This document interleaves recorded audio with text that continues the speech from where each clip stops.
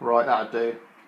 Right, as I put this cassette back together, going to talk about, because someone's been asking me about going out riding with mates and things, and some people are going off too fast and they're getting dropped all the time, and you know, people that ring you up to go for a ride, the next minute they're blasting off all the front all over the place. Not very, you know, not like a chatty ride. I mean, there's so many different rides, isn't there? Like chain gang, bit of a bash or whatever, club run. There's so many different like ways you can go out riding with a group of riders. Anyway, if you're going out, you know, it does depend how long you've been cycling for and what sort of fitness you're at or whatever, but you do need to perhaps know like the objective of what the ride is. What is it about? As far as I'm concerned, training rides, you don't go out with other people on a training ride unless you're like, say, you know, a sponsored pro athlete or something, because training is something really that you do on your own. It is your thing. Otherwise, what's the point in training? Because if you are training, then you're going to want to have, as best you can be, the edge on everybody else. That's why you train, to be a better cyclist, isn't it? So there's no way you can go out training with other people, because everyone wants to do different things anyway. Everyone's got it in their head what is the best way to approach training. So when you go out on a ride, if it's a club ride, then riders should keep the pace chatty, keep it talking and fun, and not just blow off the front. If you're blowing off the front, then it's no good for everybody. You need to just slow the pace down, not blow off the front, not to blow up on the top of every hill and wait for people. You shouldn't be waiting, you should just be moving all the time and keeping your body temperature at like you know, a level temp rather than up and down. It's not good. So yeah, if basically you do need a reasonably good standard of fitness if you want to go out and cycle. End of, and it's not going to come just like that. So if you're going out with friends and they're busting off the front all the time, then maybe just ask them to slow up and wait for you a bit. Ask them for tips or something if they've been cycling a while, and if you're good friends with them, I'm sure they wouldn't mind helping you out a bit or something. And also, there's nothing wrong with going out on your own and up in your game a bit.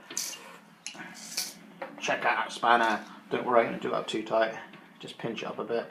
So you need to be doing some stuff yourself, whatever that might be. There's you know, there's books and information out there, things you can do and read. But really, just getting out on the bike, attacking some hills, not balls out, but just do a little bit of hill work or something. Putting some miles in, getting some good base miles in. You know, just putting time in on the bike, really.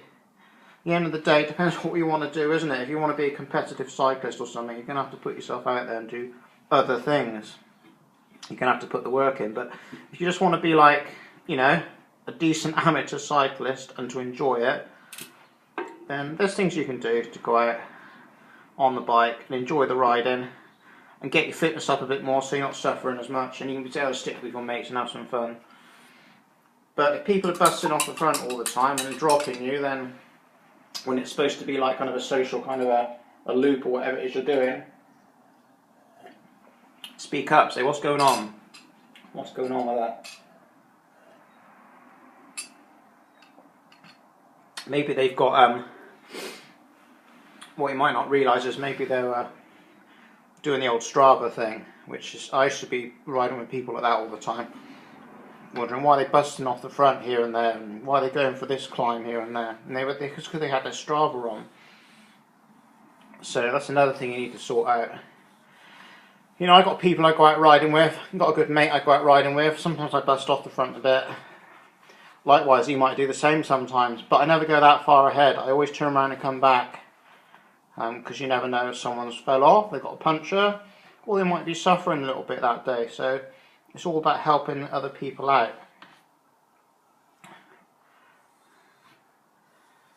Enjoying cycling for what it is, because a lot of people can get put off. You know, a few years ago You know, it happens now and again with new cyclists. You know, you'll be undercarved and tired and stuff. You have heavy legs or something, and you do need a little bit of help to get home. It can easily happen, but we all need help sometimes. You all might have a bad day, so just look out for each other. So yeah, that's my 5 cents or whatever, 10 cents, 20 cents. Don't be scared or afraid to ask your riding friends what we're going to achieve on this ride today. Because if someone wants to bust off everywhere, the other 4 might not, and they wonder what's going on. So a gentle ride never hurts anyone now and again. I'm not on about a snail's pace, but reasonable pace, but keep everybody together. I'm sure there'll be many more other videos like this. That's just my kind of views and points at this moment, I guess. Whilst I'm concentrating putting this cassette on successfully. So there you go. Like, share, subscribe, comment down below on your opinions on cyclists, group runs, club runs, training runs, people busting up everywhere. I should like to know, it's interesting actually. Who do you ride with? Do you ride on your own match? Do you ride with groups? Are you members of clubs? Let me know down below. See ya. Got the work gear on. Cold today, man. Bye.